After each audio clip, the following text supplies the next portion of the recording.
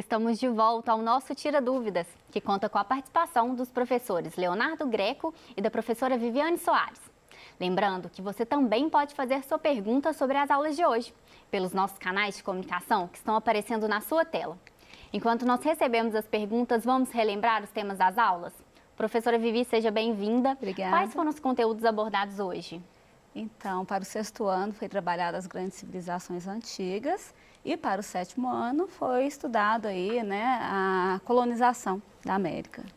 Agora que nós já relembramos as aulas, vamos para as perguntas? A gente recebeu uma pergunta do Arthur.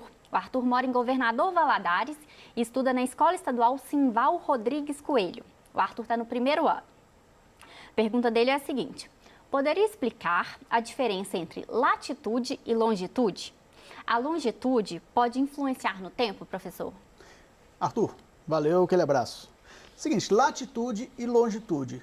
Ambas são as medidas que a gente utiliza para, por exemplo, localizar qualquer objeto no planeta Terra. O GPS, por exemplo, né, é utilizado através... você utiliza o GPS para localizar, para fazer qualquer localização, valendo-se de latitude e longitude. Mas como é que eu vou diferenciar uma coisa da outra? Vamos lá. Deus me perdoe pelo desenho, que eu não... Entre os meus dotes não se incluem o desenho, mas dá para entender. Vamos lá. Tá? Norte, sul, leste, oeste. Vamos lá. Seguinte, você tem planeta Terra, Deus me perdoe, né?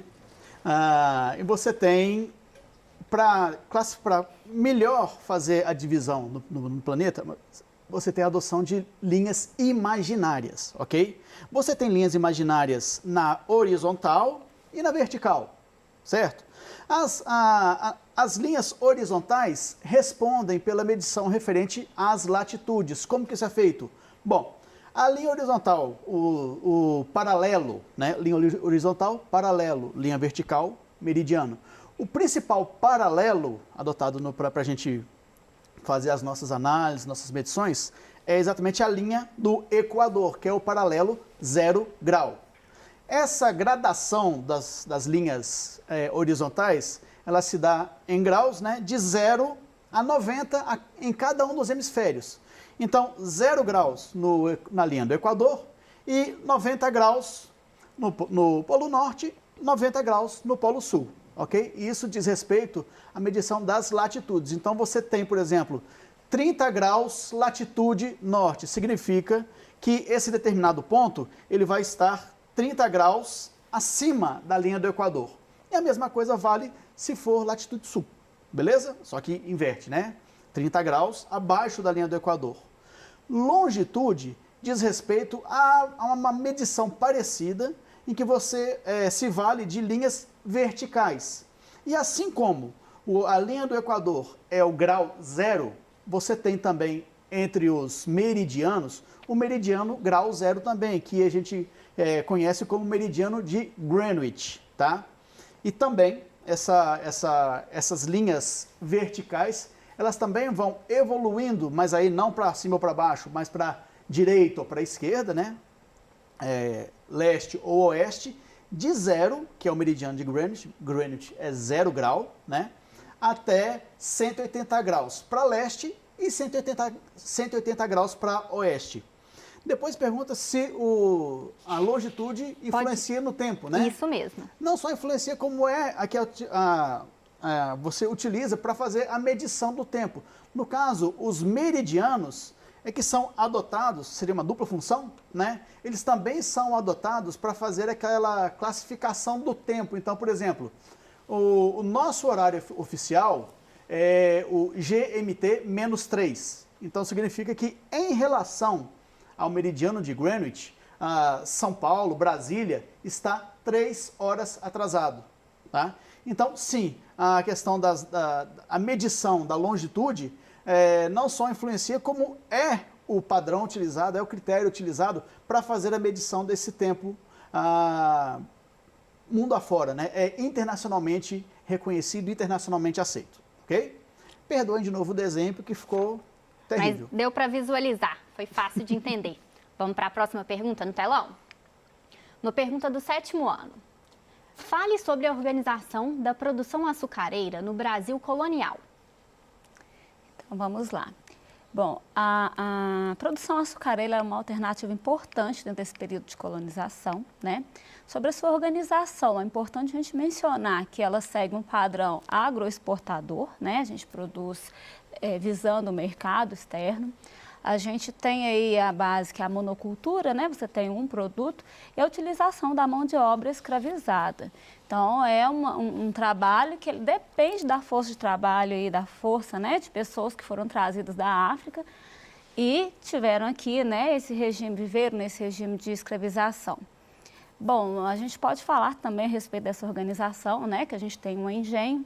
O engenho, ele não é somente a estrutura em que você moe e cozinha, né, o caldo da cana, mas a gente dá nome de engenho para toda aquela estrutura que vai desde a casa do senhor, né, que é o senhor de engenho, até a questão da igreja, do canavial, da moenda, né, que é onde vai moer a cana para produzir, as senzalas, onde essas pessoas escravizadas ficavam. Bom, a gente tem aí uma estrutura, né, em que as relações, elas se baseiam no poder mesmo, né, o senhor de engenho, ele tem um grande poder, é uma sociedade que é patriarcal, então, dentro dessa organização, esse poder do senhor de engenho, ele é naquela propriedade, naquela produção, mas sobre também sua esposa, seus filhos, as pessoas que ele tem escravizado, né. Há aí uma hierarquia social muito forte, né, e a gente tem a ausência, né, de direitos, vamos dizer, para essas pessoas que fazem a maior parte do trabalho. Há também trabalhadores livres, né, que são aqueles mestres de cana, são aqueles que vão trabalhar aí na vigilância dos escravizados, né. É uma estrutura que se manteve durante um bom tempo na nossa história do Brasil colonial, né? O açúcar ele alcançou grandes preços no mercado e quando a gente sofre com concorrências, né? A gente tem aí dificuldades de manter esse produto, é onde a gente vai ter uma crise aí nessa produção açucareira. Espero ter esclarecido. Nossa próxima pergunta agora no telão, uma pergunta do terceiro ano. Se temos notícia de tantas tragédias aéreas, como esse transporte pode ser o mais seguro? Bom, pelo seguinte, pessoal, o transporte aéreo, ele é caracterizado pelo tipo de transporte que em todas as suas etapas, ele é rigorosamente fiscalizado, ele tem padrões extremamente rigorosos de qualidade. Então, desde a fabricação de uma aeronave, até a criação de um aeroporto, até a implementação de todo o sistema de segurança que envolve o transporte, que envolve o monitoramento de todos os voos, é o transporte que mais cuidado tem com as questões relativas à segurança. Exatamente porque, como prioriza o transporte de pessoas e cada aeronave pode transportar desde aeronaves de pequeno porte, 1, 2, 3 pessoas, até as grandes aeronaves que podem transportar até 300 pessoas. Então, realmente, deve-se cuidar muito dessa questão de segurança. E é uma das principais preocupações do transporte aéreo. Não por acaso, ele é um dos transportes com custo mais elevado, exatamente por causa de todas essas variáveis que eu falei, né? Isso faz com que o transporte aéreo seja um dos transportes mais caros. Agora, pense no seguinte, ok, a gente tem notícias de tragédias aéreas, né? Muitas, e são extremamente impactantes, até pelo fato de que, independentemente da quantidade de pessoas que uma aeronave esteja transportando, se essa aeronave se acidenta, é muito mais provável que as pessoas morram do que sobrevivam, né? Agora, em contrapartida, enquanto a gente tem 1, 2 desastres aéreos, mundo afora, né? A gente tem também, e não é noticiado, né? Milhares de pousos e decolagens que acontecem sem nenhum tipo de problema. Então, comparativamente, proporcionalmente falando, né, o transporte aéreo, por tudo isso que nós analisamos agora, é considerado o mais seguro do planeta, sim. Nossa próxima pergunta, vamos ver? Uma pergunta do 6º ano. Explica os motivos da saída dos hebreus da Mesopotâmia. Então, vimos aí, né, as grandes civilizações e essa saída dos hebreus, ela está relacionada às condições mesmo de sobrevivência.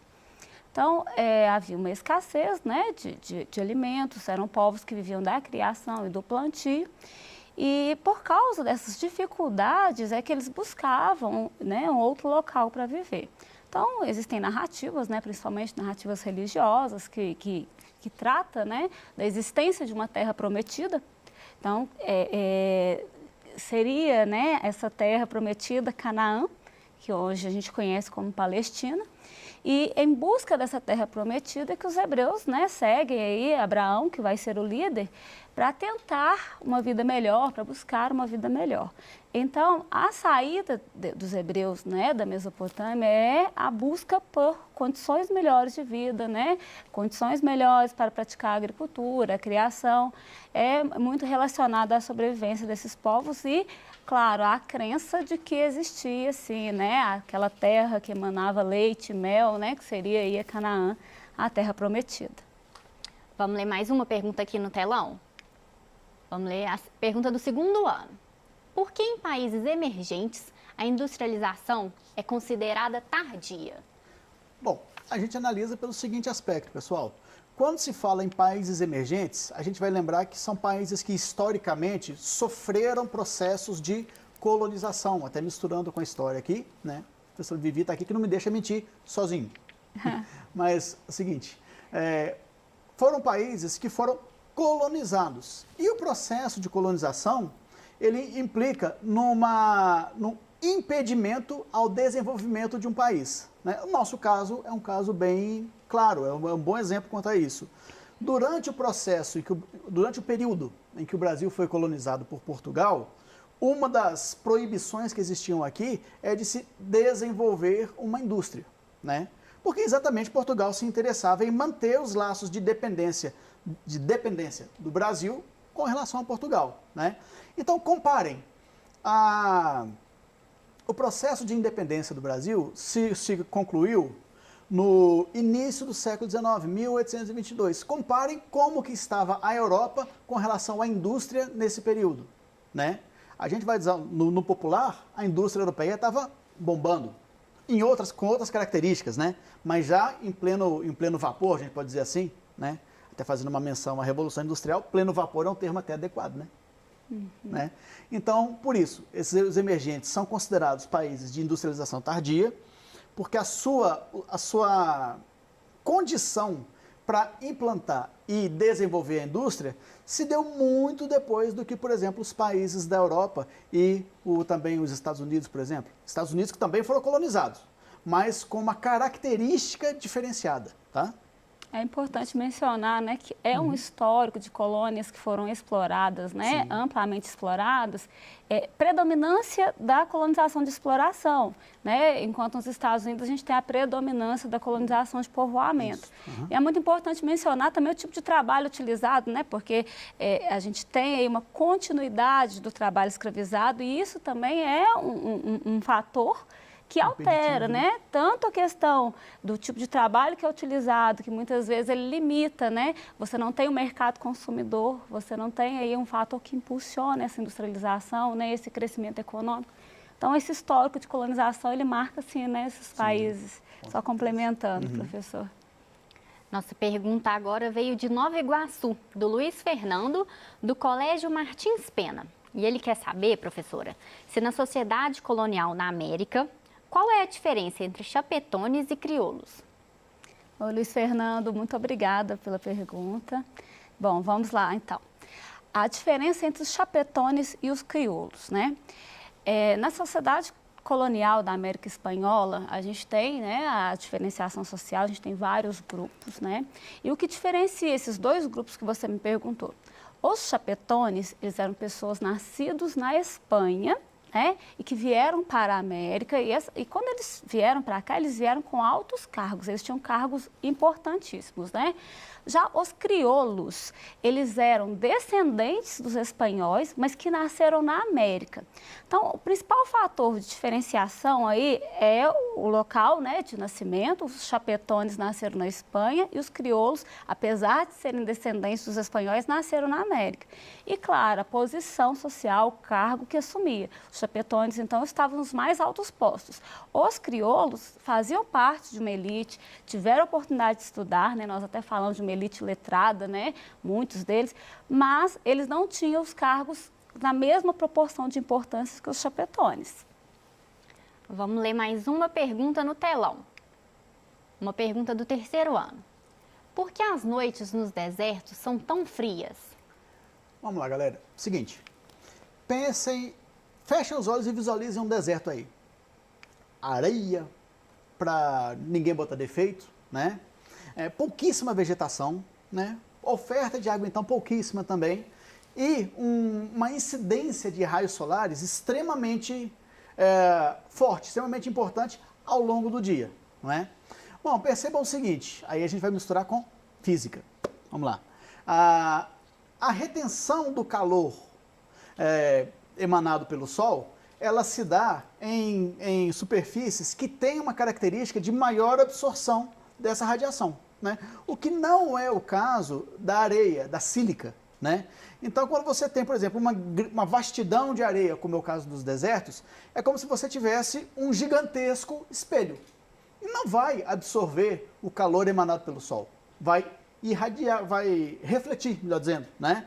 Então, assim, se durante o dia você pode ter picos de 50 graus Celsius durante a incidência desses raios solares, esse calor gigantesco que foi para a superfície durante o dia, à noite, esse calor é dissipado. Então você tem 50 graus Celsius durante o dia e temperaturas abaixo de zero à noite, exatamente porque toda aquela superfície de areia, aquele gigantesco espelho, não tem capacidade de absorver, de reter o calor, por isso. Vou ler mais uma pergunta. Uma pergunta do 7º ano. Explique como foi a colonização portuguesa no Brasil a partir de 1530. Bom, a gente sabe, né, da chegada dos europeus à América em 1500, né, e a dita descoberta, né, do Brasil, a ocupação aí. E a gente tem de 1500 a 1530 assim, um relativo desleixo com relação à colônia, no sentido de que haviam outras ocupações, né? Então a gente não tem uma colonização efetiva nesse momento. Algumas situações elas vão colaborar para que haja essa colonização efetiva. A gente pode dizer a invasão de outros povos, né? A gente tem é um território a ser explorado. E o fato de os portugueses não estarem já fazendo aquilo acaba que faz com que outros países cresçam os olhos, né? E comecem a tentar invadir o território e tirar proveito. A gente tem também a situação econômica de Portugal, né? Que Portugal aí vai passar por crises, por problemas econômicos, que vai fazer com que se volte, né, para a sua colônia. Então, a partir de 1530, a gente vai ter essa efetivação, né, da colonização. A gente tem a vinda de Martim Afonso de Souza, que vai trazer as mudas de cana-de-açúcar, que vai formar a primeira vila, que é São Vicente, e a partir daí a gente vai, né, sistematizar melhor essa colonização, tá? Vou ler agora uma pergunta do 2º ano. É realmente essencial a ausência do Estado na industrialização de um país? Bom, pessoal, essa lógica de o Estado ausente, não só na industrialização, mas na gestão econômica de um determinado país, é muito uma visão daqueles que defendem o liberalismo ou a questão do neoliberalismo. Entretanto, não é que seja essencial, indispensável a ausência do Estado no processo de industrialização. Até porque, no processo de industrialização, existem indústrias consideradas estratégicas, como é o caso, por exemplo, que a gente conversou com o professor Paulo no bloco anterior, a questão da CSN, né, Companhia Siderúrgica Nacional, são indústrias que têm um valor, não só econômico, mas um valor estratégico voltado, levando-se em conta a questão da soberania de um país, onde a presença, se não totalmente, mas pelo menos em parte do Estado no controle dessas indústrias, é defendida por muitos estudiosos. Então, há quem defenda realmente que o cenário ideal seria o cenário de uma intervenção mínima do Estado na gestão econômica, e aí entra também a questão das indústrias. E já existem outros que defendem que a presença do Estado é importante para se marcar território no sentido de se preservar a soberania de um determinado país. Vou ler mais uma pergunta. Nossa pergunta do telão é do 6º ano. Qual o maior legado cultural do povo hebreu? Bom, o maior legado que nós podemos tratar é a respeito do monoteísmo, né? O monoteísmo, ele é a crença em um só Deus. E ele é a base, né, para que surja aí, né, mais tarde o cristianismo, o judaísmo. A gente tem uma outra herança muito importante dos povos hebreus, que é o Antigo Testamento, né? Então, são povos que vão dar início, desenvolver essa crença em um único Deus e vai servir como base, né, para outras religiões que vão ter aí o mesmo pensamento, né, a mesma ideia, né, de ter um único Deus aí. Nossa próxima pergunta para o professor Leonardo. Vamos lá. Uma pergunta do 3º ano, professor. Já que é um transporte mais caro, que tipo de produtos podem ser transportados por via aérea? Normalmente, transportam-se produtos que têm, por exemplo, um risco de perecibilidade muito grande. Então, são produtos que podem se perder ao longo de uma viagem, por exemplo, rodoviária, né? São produtos também com alto grau de tecnologia embutidos neles, né? Produtos de eletroeletrônicos, por exemplo, itens de informática. Então, são produtos que, por si só, eles já são produtos que agregam um maior valor. E o produtor tem interesse em que esse produto chegue ao seu destino final com maior rapidez, com maior agilidade. Lembrando também que existem produtos de alta importância humanitária, né? Por exemplo, a questão do transplante de órgãos, né? Muitas vezes esses órgãos são transportados também pela via aérea. Essa é uma particularidade que muitas vezes passa despercebido, mas é extremamente importante porque trata-se não só de transportar com agilidade, mas trata-se de se conseguir ou não salvar uma vida, né? Ou vidas. Né? Vou ler mais uma para você, professor. Vamos lá? Uma pergunta do 1º ano. O que é índice pluviométrico? Índice pluviométrico tem a ver com o índice, com a medição, né, da quantidade de chuvas em um determinado local. Então, quando você fala que determinado local tem um índice pluviométrico baixo, significa que, na média, a incidência de chuvas nesse local é discreta, é pouca, né? E o contrário também é verdadeiro, né? Quando você fala que o índice pluviométrico é alto, significa que naquele determinado local há uma grande incidência de chuvas. São chuvas muito frequentes e de muita intensidade. Chegou a hora de mais uma pequena pausa na nossa conversa. Participe você também do Tira Dúvidas. É só ligar no telefone 31 3254 3009 ou enviar uma mensagem para o nosso número de WhatsApp no 31 98295 2794. Eu agradeço a presença do professor Leonardo e no próximo bloco nós contaremos com a participação do professor Antônio Ferreira de Geografia. Já já estaremos de volta, não sai daí!